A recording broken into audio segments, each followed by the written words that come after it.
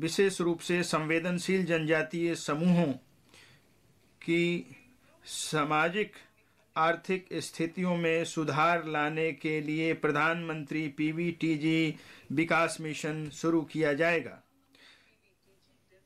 इसमें पीबीटीजी परिवारों और पर्यावासों को सुरक्षित आवास, स्वच्छ पेयजल एवं स्वच्छता, शिक्षा, स्वास्थ्य एवं पोषण, सड़क तथा दूरसंचार संपर्कता और संधारणीय आजीविका के अवसरों जैसी बुनियादी सुविधाएं पूरी तरह उपलब्ध कराई जाएंगी। अनुसूचित जनजातियों के लिए विकास कार्य योजना के तहत अगले 3 वर्ष में इस मिशन को लागू करने के लिए 15,000 करोड़ रुपए की राशि उपलब्ध कराई जाएगी। एकलव्य मॉडल आवासीय विद्यालय। अगले 3 वर्षों में केंद्र 3.5 लाख जनजातीय छात्रों के लिए चलाए जा रहे 740 एकलव्य मॉडल आवासीय स्कूलों के लिए 38,800 अध्यापक और सहायक कार्मिक नियुक्त करेगा।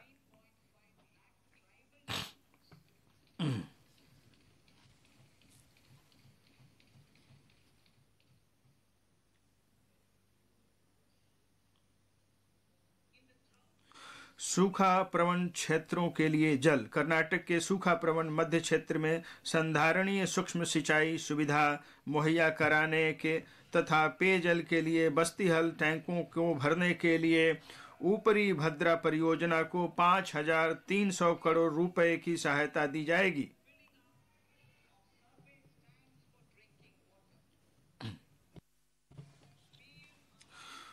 पीएम आवास योजना। पीएम आवास योजना के लिए परिव्यय 66% बढ़ाकर 79,000 करोड़ रुपए से अधिक कर दिया गया है। भारत साझा पुरालेख निधान।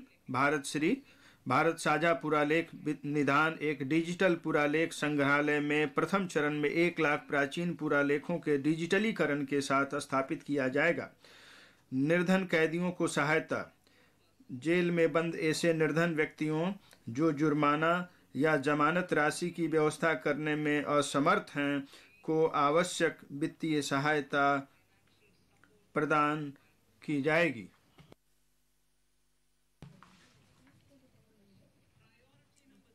प्राथमिकता 3 अवसंरचना और निवेश। अवसंरचना एवं उत्पादक क्षमता में निवेश का विकास और रोजगार पर बहुआयामी प्रभाव पड़ता है। महामारी की सुस्त अवधि के बाद निजी निवेश दोबारा बढ़ रहे हैं। इस बजट में निवेश और रोजगार सृजन के हितकारी चक्र को गति प्रदान करने के लिए एक बार फिर महत्व दिया जाएगा। माननीय अध्यक्ष महोदय, विकास और रोजगार के संवाहक के रूप में पूंजीगत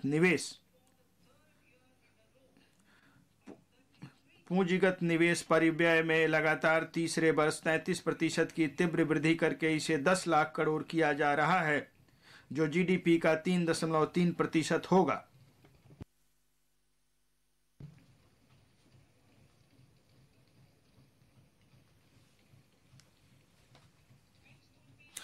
यह वर्ष 2019-20 के परिव्यय से लगभग 3 गुना अधिक होगा।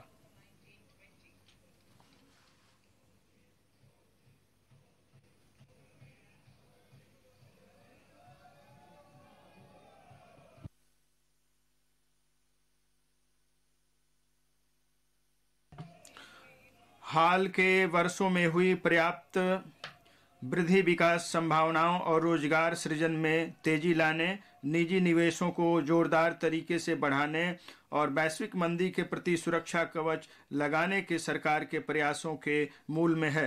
प्रभावी पूंजीगत व्यय।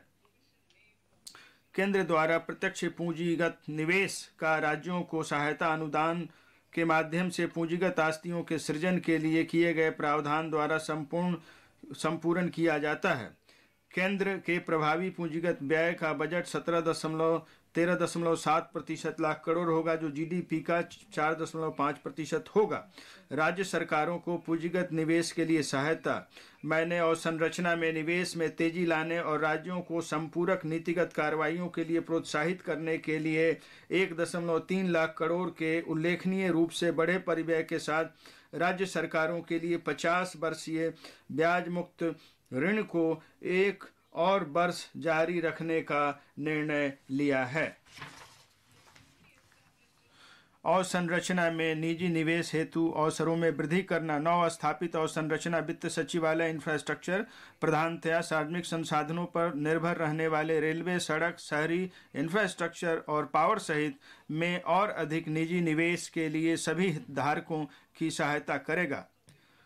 अवसंरचना की सुमेलित मास्टर सूची। अवसंरचना की सुमेलित मास्टर सूची की अमृतकाल के लिए उपयुक्त वर्गीकरण और वित्त पोषण फ्रेमवर्क की संस्तुति करने के लिए एक विशेषज्ञ समिति द्वारा समीक्षा की जाएगी।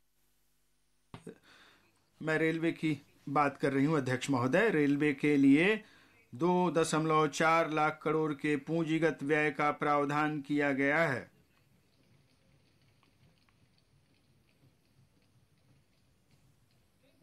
अब तक का यह सर्वाधिक परिव्यय वर्ष 2013-14 में किए गए परिव्यय से लगभग 9 गुना ज़्यादा है।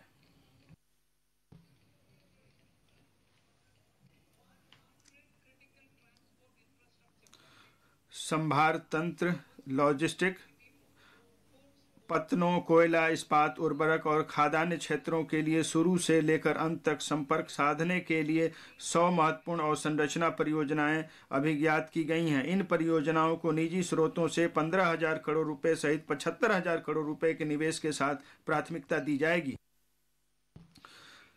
क्षेत्रीय संपर्कता। हवाई क्षेत्र कनेक्टिविटी में सुधार करने के लिए 50 अतिरिक्त हवाई अड्डों, हेलीपोर्ट, वाटर एरोड्रम और एडवांस लैंडिंग ग्राउंड का पुनरुद्धार किया जाएगा।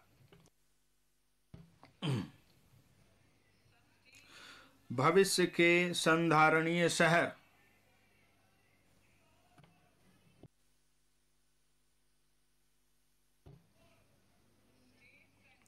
राज्यों और शहरों को इस बात के लिए प्रोत्साहित किया जाएगा कि वे हमारे शहरों को भविष्य के संधारणीय शहरों में रूपांतरित करने के लिए शहरी आयोजना, सुधार और कार्रवाइयां करें।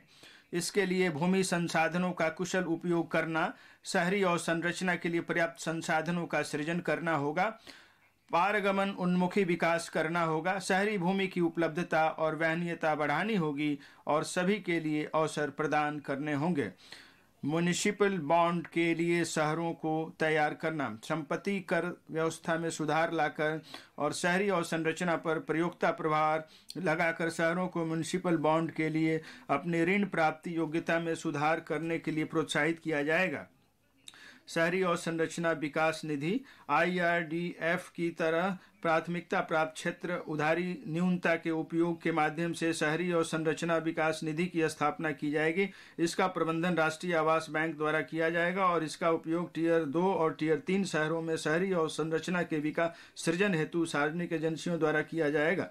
राज्यों को UIDF का उपयोग करते समय उपयुक्त प्रयोक्ता प्रभारों को लागू करने के लिए 15वें वित्त आयोग के अनुदान के साथ साथ मौजूदा स्कीमों से संसाधन जुटाने के लिए प्रोत्साहित किया जाएगा। हम इस उद्देश्य के लिए 10,000 करोड़ प्रति वर्ष की राशि उपलब्ध कराने की उम्मीद करते हैं। शहरी स्वच्छता। सभी शहरों और कस्बों में सेप्टिक टैंकों और सीवरों का मल कीचड़ बाहर निकालने के लिए मैन होल को मशीन होल के रूप में प्रयोग करके 100% मशीनी तरीके से साफ किया जाएगा।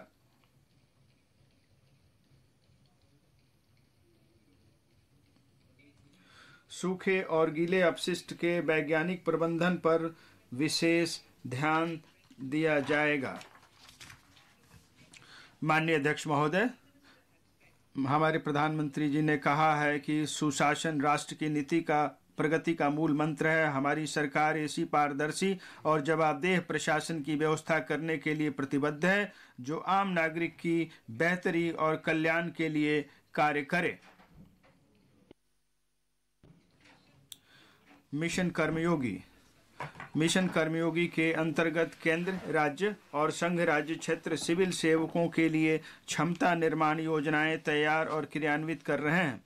सरकार ने एकीकृत ऑनलाइन प्रशिक्षण के लिए आई गॉट कर्मयोगी नामक एक प्लेटफॉर्म भी शुरू किया है, जिस पर लाखों सरकारी कर्मचारियों को अपने कौशलों का उन्नयन करने के लिए और लोक केंद्रित दृष्टिकोण अपनाने के लिए निरंतर सीखने के अवसर मिलेंगे।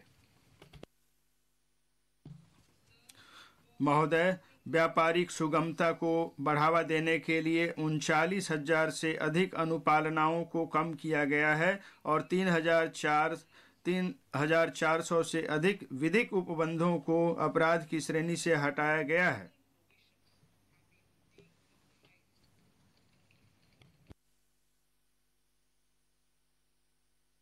विश्वास आधारित शासन को बढ़ावा देने के लिए हमने 42 केंद्रीय अधिनियमों में संशोधन करने के लिए जन विश्वास विधेयक पेश किया है। इस बजट में हमारी अर्थव्यवस्था के सामर्थ्य को सामने लाने के लिए अनेक उपायों का प्रस्ताव किया गया है।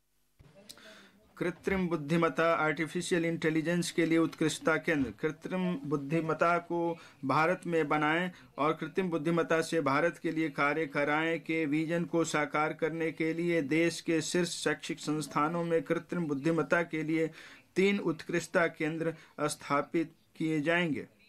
अग्रणी उद्योगपति, कृषि, स्वास्थ्य और संधारणीय शहरों के क्षेत्रों में बहुविषयक अनुसंधान कराने, अत्याधुनिक एप्लीकेशन तैयार करने और मापनीय समस्याओं के समाधान तैयार करने में सहभागी होंगे।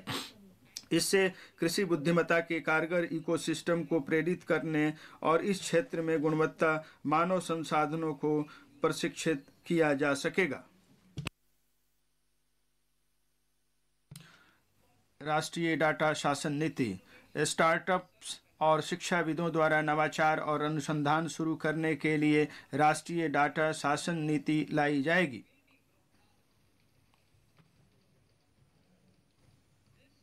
इस से अज्ञात नाम से आने वाले डाटा तक पहुंच बनाने में मदद मिलेगी। अपने ग्राहकों को जाने प्रक्रिया का सरलीकरण किया जाएगा। एक आकार सबके लिए उपयुक्त के बजाय जोखिम आधारित मानदंड अपनाकर केवाईसी प्रक्रिया को सरल बनाया जाएगा। वित्तीय क्षेत्र के विनियामकों को ऐसी केवाईसी प्रणाली रखने के लिए प्रोत्साहित किया जाएगा जो डिजिटल भारत की जरूरतों को पूरा करने के लिए सहज हो सके।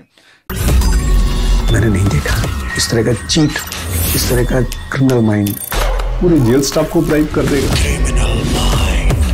मैं सोच भी नहीं सकता था गवर्नमेंट फंक्शनरी को इम्पर्सनेट करता था, आवाजें बदलता था। टारगेट भी बहुत पावरफुल धनवान लोगों को करता है। ये एक ही चीज से रुक सकता है, अगर आप इसकी जीभ काटें। न्यूज चैनलों के इतिहास में पहली बार न्यूज 18 इंडिया की web series FIR number 208 streaming 3 February 9 PM